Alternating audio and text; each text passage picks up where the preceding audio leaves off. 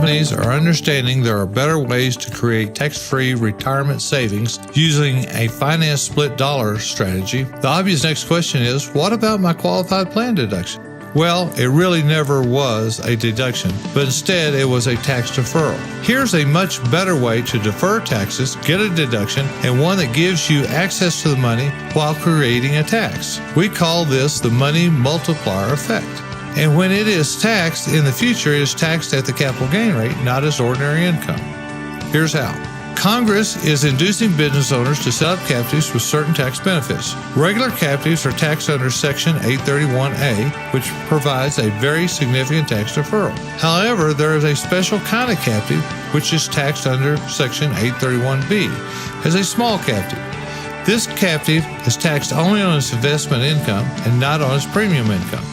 Captive insurance companies should be formed solely for economic and business reasons.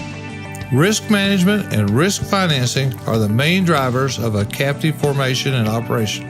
Other benefits are better risk management, potentially lowering existing insurance costs, increased cash flow from the velocity of money multiplier effect, risk retention capital for those times it may be needed, custom coverages to filling gaps of existing coverages, and tax minimization and deferral.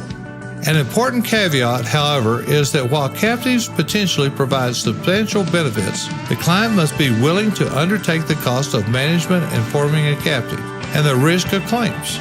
These benefits far outweigh these risks. An ideal candidate for a captive would be a very profitable business, especially one that was funding a very expensive cash balancer defined benefit plan.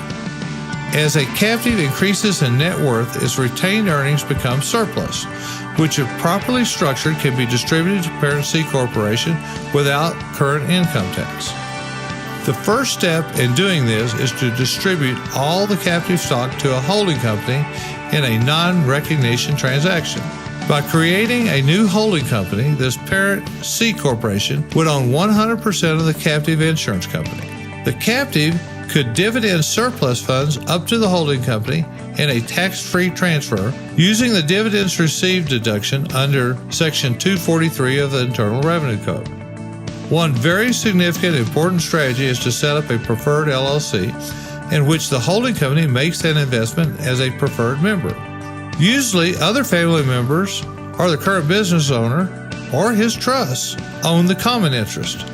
The sum and substance of this transaction is that the funds that are invested in the preferred LLC can create economic gains which flow through to one of these owners.